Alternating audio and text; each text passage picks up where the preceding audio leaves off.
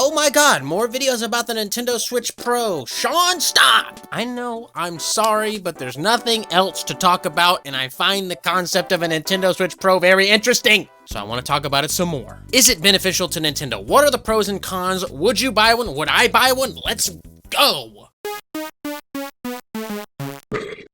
As you can see, I'm a bit of a glutton for the Nintendo Switch. I bought the original, and I bought the Lite when it came out. Why would you buy both, Shane? You're an idiot. I don't know. This is pretty big for a portable. It's, you know what I mean? Like, it's not, I can't just put it in my pocket unless I'm wearing Jinko jeans or trip pants or cargo shorts or something. Things that I would never wear. But this is a little bit shorter or smaller. Size comparison. Boom, look at that. It's slightly more portable. Wow, that's why I wanted it. That is legitimately why I wanted a Switch Lite, because it's slightly more portable. It felt better bringing it on the airplane and bringing it wherever I went. I'm like, oh, it's a little more compact, and actually, it feels better in my hands. For some reason, my hands cramp up playing this one. I don't know, the back of this, just, I don't know what it is, but this just feels tighter and better in my hands, and my fingers don't cramp up. So I like it. It's just more convenient all around. I got a cute little case I put it in. Look at that. Isn't that adorable? And then I use my other Switch as a permanently docked home console. I got one for portable gaming and one for home gaming. But the Nintendo Switch is a little lacking in terms of gaming power in the year 2021. We gotta admit, we gotta be real with ourselves here. I know I am. I'm a huge Nintendo fan. I criticize them a lot, but I do cuck out for them oh so often. If they come out with any new Mario game or Zelda game or a new console, I go, take every bit of money I've ever worked for in my life, and I just give it to them. And I will do it again and again and again for the rest of my life. Unless they do something absolutely horrendous. Anyways, the prospect of a Nintendo Switch Pro has been mulled over for literally years since the inception of the console. The Switch came out in 2017 and it was underpowered even then, but Nintendo has never been one to push the hardware envelope since like the Super Nintendo days, basically. When the Switch came out in 2017, it was underpowered even then compared to the Xbox One and the PlayStation 4. We got the 1080p docked and the 900p handheld, which fluctuate depending on what game you're playing and how taxing it is on the hardware and all that hubbubaloo. I'm not Spawn Wave, you know that, okay? I don't know tech, I don't know specs, but I do know sexy when I see it. And the Switch was sexy, baby. And I wanted one, went there, GameStop, pre-ordered it, day one, right after they announced it, and then I got my original Switch. But I've always wondered what it would have been like if Nintendo did push the boundaries of hardware. And so, you know what? Let's make a 4K handheld gaming monster machine. Wouldn't that be incredible? It's not Nintendo's MO, but ooh!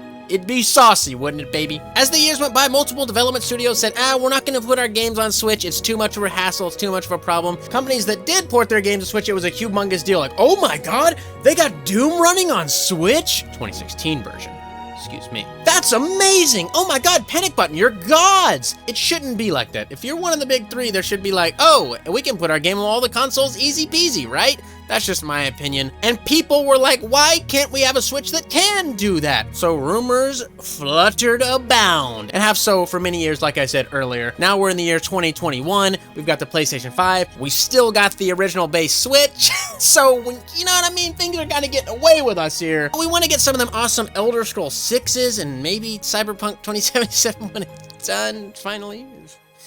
Maybe. And we're not going to get those on the base Switch, so we do need something, a next step, be it a Switch Pro, a Switch 2, whatever the case is. I think it'll be a mid-gen refresh like we've gotten with a lot of recent console generation. You know, we got the Xbox and the Xbox One X, the PlayStation 4, PlayStation 4 Pro. We even got the new 3DS, so it wouldn't be out of the question for Nintendo to give us that mid-gen refresh, give us that 4K delicious gaming on the go. And a lot of industry insiders have said, yes, this is happening. This is 100% happening. I promise you, my uncle works there. It's coming. But what would be the pros and the cons of a Nintendo Switch refresh, a Nintendo Switch Pro, whatever the case may be, whatever they want to call it? What should we expect from it, and what do you think Nintendo's thinking about it? As far as cons go, obviously it's gonna be more expensive. The base Nintendo Switch is $300, not gonna go this one's $300 and that one's $300. Maybe they'll do this one at $300 and then drop the old Switch model down to like $200 and the Switch Lite $150. That'd be like a weird restructuring of everything. I feel like they're pretty set in the prices they have for the other consoles. I'm guessing either $400,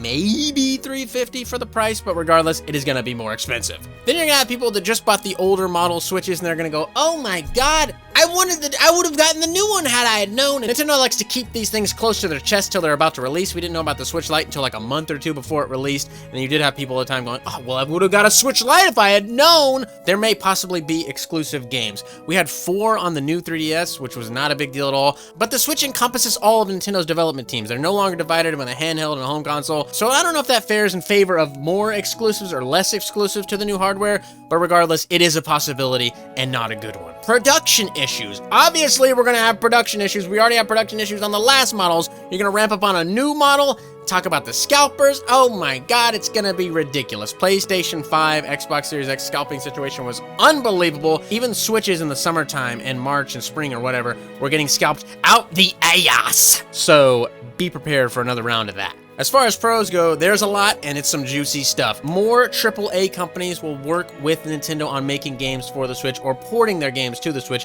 because it'll be a lot easier than trying to, well, how do we get this incredible masterpiece of technology to run on this thing that's like technology from 2013? How do we do this? I don't know. No more Joy-Con drift. I hope to God!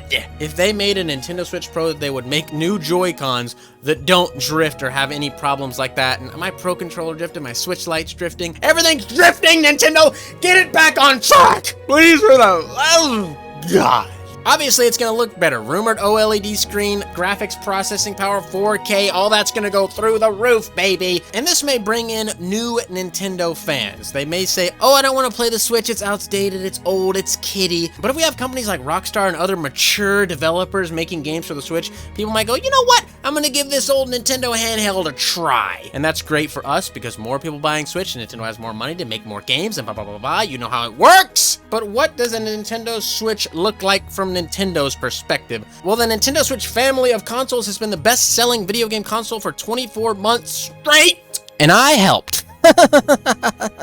A new console being introduced into that family of system is going to boost those numbers up. The Nintendo Switch Lite has sold over 10 million units since its inception, just about a year, which is roughly 13% of the Nintendo Switch's entire lifetime sales. I double-dipped, have a Switch Lite and have an original Switch. I will get the Switch Pro as well, so you're going to have a lot of people doing that. Die-hard Nintendo fans are definitely going to double-dip, triple-dip, whatever the case may be, but you're definitely getting new eyeballs on the Switch with like, ooh, look at this new power, baby. You want to play with this? Play with this. This is some Nintendo power. That's what you're going to get with that. But on the other hand, you could have Nintendo thinking, why the hell would we make a Nintendo Switch Pro when we're selling these out the ass? We've already outsold the 3DS in just 3 years. We're probably going to outsell the Wii eventually. We don't need a Pro, baby. Who knows what they're thinking? There's a lot of evidence to support that they are making a Switch Pro. I personally think it's a great idea for them, bringing more consumers in, bringing more developers on board, getting more games. I think it just across the board, it looks great. It's going to be bad for consumers if those games are locked behind the Switch Pro, obviously. The thought of dividing the console base between the Pro and the original with the games and everything, it's all muddy. Who knows which way they're going? I don't know. I just thought I'd lay these thoughts out on the table. Obviously, there's a lot more. Let me know your thoughts on the topic down below. I'd love to hear what you think. Absolutely would. All in all, I think it is coming, and I'm looking forward to it if it does, and if it doesn't, oh well, I'm gonna have a lot of fun with my Switch as it is. If you liked the video, leave a like. Like I said, drop a comment down below. Both of those help out so much. Subscribe if you haven't already. God, I appreciate it more than you could ever imagine. And I'll have a pinned comment down below with links to all the other channels that I work on. There's also everything in the description, including our merch store, our Patreon, all that good stuff. All great ways to support the channel. Camera channels down there as well. Also on BitChute, Library, Rumble. Go check us out over there, and I'll see you later.